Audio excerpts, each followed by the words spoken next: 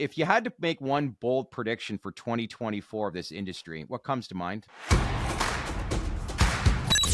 Hey everyone, welcome to our latest TDR Cannabis exclusive. I am your host, Shad Dales. Thanks for checking in. Last week we had Sundie Seefried. She's the CEO of Safe Harbor Financial on to talk about safe banking, talk about whether credit cards are going to get involved, if there is rescheduling that does happen. And here we are in part number 2. So it's good to have you back on. Thanks for taking the time. And interesting feedback that we received. Senator of Georgia, Raphael Warnock, recently asked bank CEOs if they think that safe banking will reduce the racial wealth. And there's a lot of people, including the Jamie Dimons of the world. I don't even know if they're really familiar with what safe banking is. But did either one of you, Anthony or Sundie, get any feedback from that actual question that was asked? And what was your thoughts? Anthony, I'll begin with you. Yeah, I mean, I saw it. I mean, I kind of rolled my eyes as it's not really part of what the bill's been built for. Yes, it will have some implications on minorities as it relates to them gaining more access to banking via their cannabis related businesses, which is great. But I don't see that as being large enough to actually start to narrow the racial wealth, the racial wealth inequality that's going on in this country. I mean, I'd like to see them not start to throw more DEI and racially motivated conversation into the process. It's been convoluted enough. I mean, I'd be very curious to hear, Sundie, if you even think that the likes of Jamie Dimon or Brian Moynihan are actually well educated or know about the Safer Banking Act Exactly. and its implications off firsthand. Well, it's interesting that the word wealth even comes up when you're talking about Safer Banking Act. It doesn't make any sense to me. I know that Yeah. social equity and social justice is certainly front and center for a lot of our senators and legislators, but that doesn't really equate to wealth. That equates to, fair and equitable practices within the industry and correcting a wrong that has existed with all these people in prison. And how do you get them out of prison and how do you get them access to licenses? But safer, as we go back to my discussion before, has to do with one thing, getting the industry banked and getting it banked right, so that Right. it's not going to open banking 100%, but it does open the conversation in so many boardrooms where nobody would consider banking cannabis because of the fact that they could be prosecuted just for banking cannabis. That's do you think do you wow think that Safer? we still have that conversation. Yeah, I mean, do you think Safer incrementally gets the large money center banks interested in cannabis, or do you think that even though it will loosen up that environment, it'll still fall back to like credit unions, small to mid-sized banks that will start to bank the industry first, and then you'll see Citi, J.P. Morgan, Bank of America actually warm up and let the cannabis money come into their financial institutions? I do not think Safer is going to open it up to the large national banks at this point in time. I do see already the larger regional banks getting interested, but in an indirect way, such as how I've explained that we do it.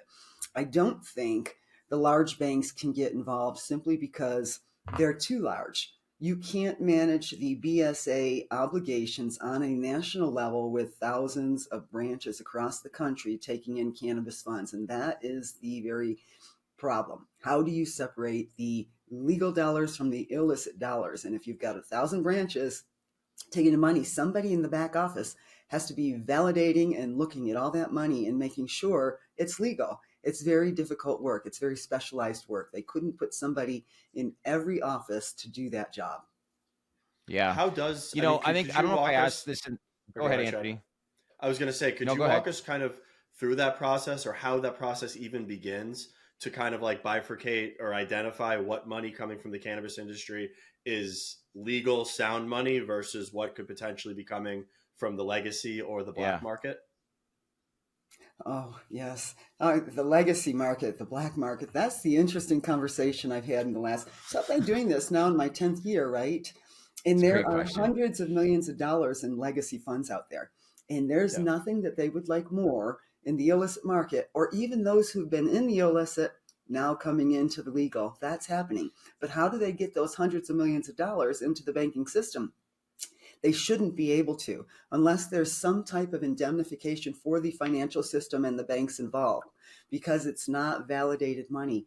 So I have to say, in people already know, don't call Safe Harbor with any kind of legacy funds because they're not going to be helpful. But I did set up a process that if somebody asked me, that I could do it with right documentation. I've had probably 2 calls like this in my career where they said, I know you want fees. You can charge us whatever you want on $200 million. We just need to get it into the system, right? That's it. Yeah. And I said, well, let's talk about how you do that. I don't even care about the fees, but can you produce all the legal documentation that supports that you were paying taxes on that money, that you were selling it legitimately, that you were, all of that has to be considered when you take that legacy funds. And you know what? I would never get a second call. But if you take a look at the rest of it, it starts with KYC, know your customer. Yeah. And that is a huge banking regulation that we have to fulfill. And in normal business, it's pretty easy if somebody comes in and they've got a legal practice or a CPA firm, business as usual. Somebody comes in with a cannabis business and they've got 40 dispensaries or 10 dispensaries or 10 different companies, with the holding company, the real estate company, the operational company, right? They separate their business for reasons of taxation. You have to understand that business and how the money flows. Not too many bankers want to figure that out and do that. It's so specialized. So that's where it starts. Now, if you get any pushback in that due diligence process and knowing your customer, it's a red flag. So then you've got to have trained people looking for those red flags. So that's the first part of preventing the illicit market from access. You've got to be able to know the industry enough to sort them out at the prevention level. But a good BSA and cannabis banking program really falls to the fact that you have to be able to spot the money coming in. So once they're in there, and sometimes illicit people get into the banking system and the banks are responsible for sorting them out. And how do you do that? You're watching their money every month. You're watching their patterns every month. You're making sure the documentation adds up for everything they're filing. Does that mean illicit money isn't getting in? It probably is. But what are they filing with? Like cash? Is it cold hard cash? I would say that, we process probably 300 million plus a month and 70% of it's cash. So we're flowing cash across the country daily in the millions of dollars. And so there is still a lot of cash in this business, and everybody thinks Safer's going to end that. But if you look at liquor stores, there's still a heavy labor, cash intensive business, right? People still pay for their alcohol in cash. My husband won't buy my wine on a credit card. As long as he's buying me wine, I'm not going to complain. But he has to use cash in the liquor store because he doesn't want the record. But think about cannabis too. There have been issues where cross-border between Canada and here, where people have been rejected to cross the border because they've had some kind of cannabis record on a debit card or a credit card in Canada. So those things, people aren't ready to see it on the record. And the fastest growing market continues to be the older generation.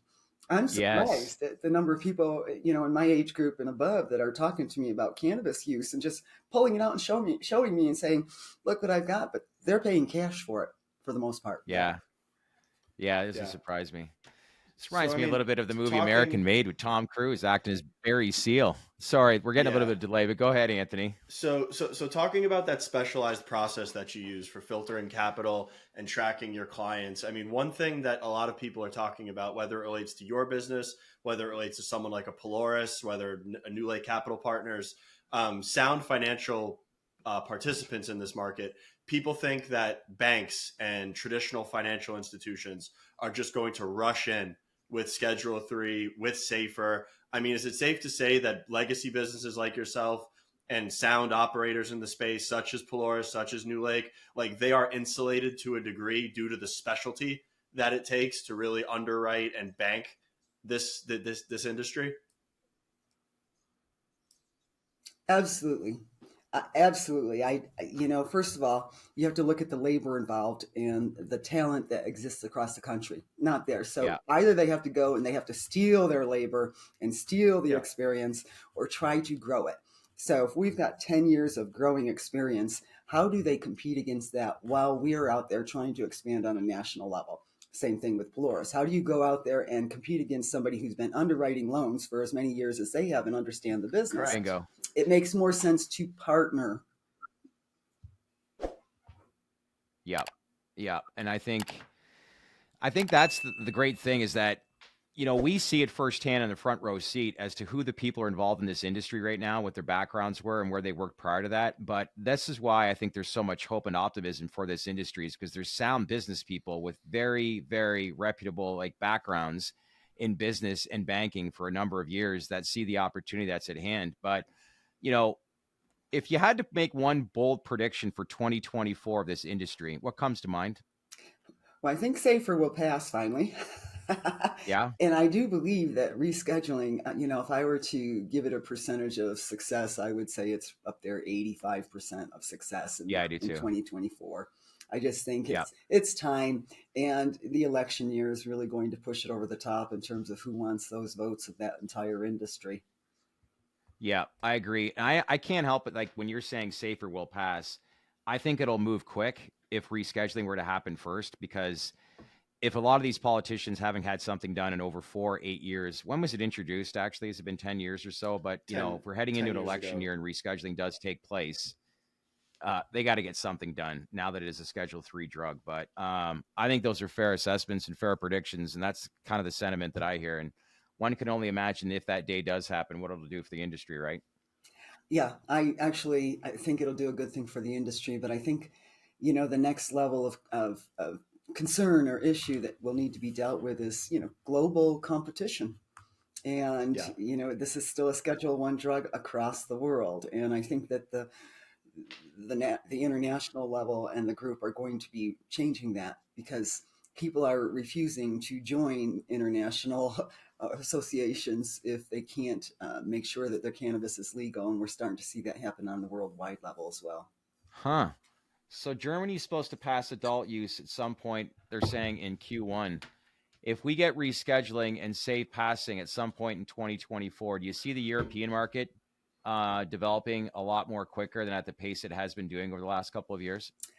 I do. I don't know how much will influence that, but if they want to be competitive at an Yeah. economical level, right, they're not going to let us get too far ahead of them.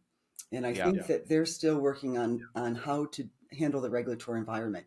Here, when we were going through all of the legalization state by state, the entire industry was taking Colorado and Washington and moving to the next state and saying, here's how you write your legislation.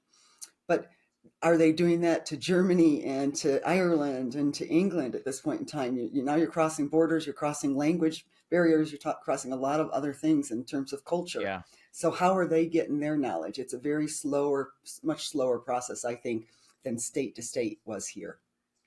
Do you think that we ever see a day where the cannabis industry is global? Like, for instance, we're importing cannabis from the Netherlands, and they're importing cannabis from California. Or do you think it really stays geographically sound? Like the United States pretty much does business with the United States, Europe, South America. It kind of just stays geo locked. Now that's going to be really interesting, because yes, do I see that down the road? I do. But Wow. it's a very long ride to get there, because let's just talk about the 38 states. They have to start talking to each other after pure legalization. How are you? And if you've got a market like California and you've got a market like Colorado, does Colorado really want to open its borders to California's excess of product and water their product down and their pricing down? So I think there's going to be a lot of barriers to these states working together to even cross state borders. And that's going to happen if they're going to want to cross international borders as well. That sounds complicated in a lot of discussions. I don't know if I'd want to. I don't know if I want to be part of that. But at the end of the day, you're right. But yeah, I don't think California and Colorado are going to want to open up their doors. But we to each other. But we had this conversation with somebody yesterday. Anthony thinks 8 to 10 years before interstate commerce takes place. Do you think interstate commerce will happen? I assume that you do. And if so, any idea timeline wise as to when that'll take place? I'd have to say that's a good guess, Anthony. I would go with you on that. 8 to 10 years, and it is going to be about state cooperation. Even if it gets federally legal, the states have all the regulations; they're already driving the program. So I think I just see those states talking to each other. Yeah, I mean, I just see it as the states want the tax revenue. The states also want to insulate the Hmm. markets that they've deployed billions of dollars in capex into, save the jobs. Like in reality, if California, Washington, Colorado wanted to, they could probably supply the entire country with cannabis if they actually wanted to, if Yeah. interstate commerce was just free. I don't see anyone doing that, and I don't really see the state regulations loosening up for some time now. So I was just like, 5 sounds too short. 3's no way. 8 to 10 probably sounds modestly accurate. So I'm going to sit with that until now, until Well, Yeah. it gets done. here's why I have to agree with you, Anthony. So what I think has to happen is the same type of timeline it took to get legalization. So in 10 years, we're now up to 38 states that are legalized, right? Yeah. Yeah. But look how long it took to get there. And you're going to have first they had to see Washington succeed, then they had to see Colorado succeed, and then the next one would try it, and the next one. So what I think you're going to have to do is get 2 states who decide they're going to make this work, like Colorado, New Mexico. Let's see how we Yeah. can make this cross-border work for both of us, and then see something that is incubated and actually successful. And then I think you're going to see the next state try it, right? So I think Yeah. that's how it's going to have to work, and it's going to be a very long process. Yeah. I've Sundie, heard last through thing I the want to touch on, grapevine. just go I've ahead, heard through Anthony. the grapevine, and it might be a bit of conjecture, but that some states in the Northeast, such as like New Jersey, Maryland, Massachusetts, they're speaking to like Oregon and trying to form like an actual pact between the states that cannabis can freely flow from their state to the other state and vice versa. So I mean, I'm sure we'll see some sort of pilot interstate commerce program sometime soon, or they'll try at least. What are they going to do? Fly it? Because they can't drive it, right? Correct. It's either flying or rail. You can come up with the. It's true. I mean, it was. I think it actually was Rob Seacrest that told us about these packs. It was one of the REIT guys that we were talking to. Oh no, it was Kyle Kazan actually. Last time we had him on Spaces, he was talking about packs between states, and then I was thinking in my head, I'm like, from a logistics standpoint, you can't keep going through the states that it's still illegal to transport. No. So yeah, I think it's got a long way to go and a lot of smoothing it out. Yeah, I love Anthony's response. Correct. Almost like a state trooper pulling him off on the side in one state saying, what do we got in the back here? But yeah, there's a lot of misconception. But one last thing I wanted to remind our viewers, you're an American company that's a technology platform that lends money in the cannabis space. Remind our viewers as to how you are able to list on the NASDAQ and how your business operations works, because I think there's a little bit of misconception that people don't understand.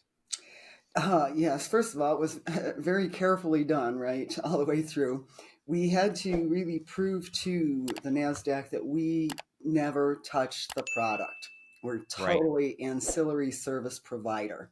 And that is how we got through in terms of being able to get on the NASDAQ. And that what really took a lot of time were those legal documents that we have in lending for the most part. We could get through the depository services fairly easily, but lending is where you might come in contact with the product if you had to liquidate a property or a business. And what do you do with the product at that point in time? So that was one of the more difficult things. And of course, now we're seeing what Needham has announced.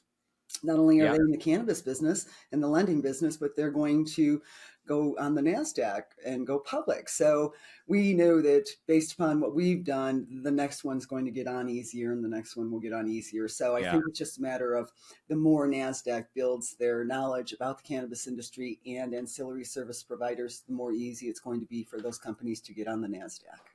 Yeah. And man, oh man, has Needham ever leveraged themselves to the cannabis space, have they not? We won't get into that too much, but as to your point, I think as things start to materialize, it's just one after another, but it's a huge opportunity. If a lot of these things come to fruition for a company like yourself, you must be pretty excited for the upcoming year.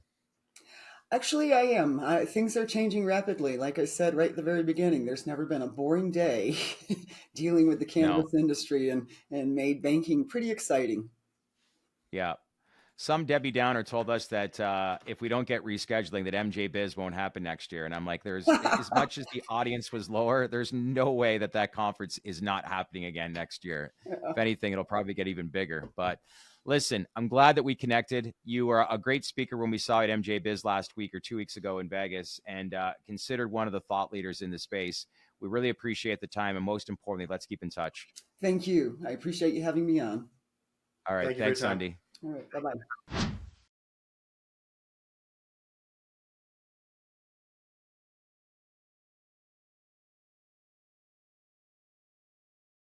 What is up, everyone? What'd you think of the video? Leave a comment below. And as usual, if you want to subscribe to our channel, then click on the link here. If you want to see more videos like this, then click on the link here.